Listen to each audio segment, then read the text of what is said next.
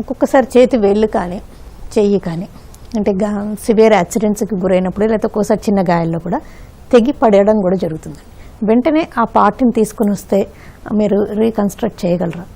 So amputation అనేది చాలా deadly injury అండి. మన బాడీ నుంచి ఒక పార్ట్ అనేది కంప్లీట్లీ కోల్పోవడాన్ని మనం యాంపుటేషన్ అంటాం. పూర్వకాలంలో గనక బాడీ నుంచి ఈవెన్ 10% ఆర్ 50% వరకు డివైడ్ అయినా కానీ దాన్ని కంప్లీట్లీ డాక్టర్సే ఎలెక్టివ్గా యాంప్యుటేట్ చేసేవారు. ఎందుకంటే రీస్టోరేషన్ ఆర్ రీకన్స్ట్రక్షన్ అనే టెక్నాలజీ పూర్వం లేకుండే.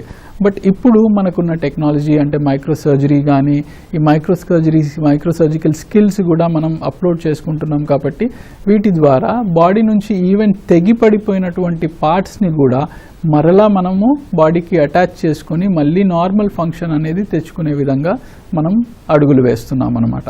సో కొన్నిసార్లు మనం ఇంట్లో చిన్న ఇంజురీస్ లైక్ మిక్సర్ గ్రైండర్లో లేడీస్ ఫింగర్స్ పెట్టేస్తారు, అంటే బై మిస్టేక్ చైన్ లోపల పెట్టడం వల్ల వేళ్ళు తెగిపడిపోతూ ఉంటాయి. అదేవిధంగా యాక్సిడెంట్లో కూడా కంప్లీట్లీ హ్యాండ్ అనేది ఊడి వచ్చే అవకాశం ఉంది.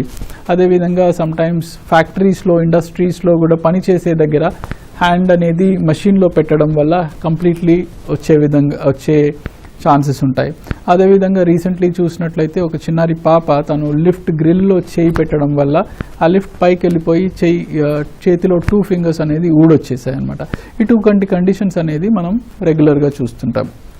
ఇటువంటి కండిషన్ మనం ఎప్పుడైనా ఫేస్ చేసినప్పుడు ఆ యాంప్యుటేటెడ్ పార్ట్ని ఇది తెగిపడిపోయింది, డ్యామేజ్ అయిపోయింది అని ఇగ్నోర్ చేయకుండా దాన్ని వెంటనే మనం హాస్పిటల్కి కనుక తీసుకొని వచ్చినట్లయితే మనం క్రమ పద్ధతిలో సరైన పొజిషన్లో పెట్టి రీప్లాంట్ చేసుకునే అవకాశం ఉంది.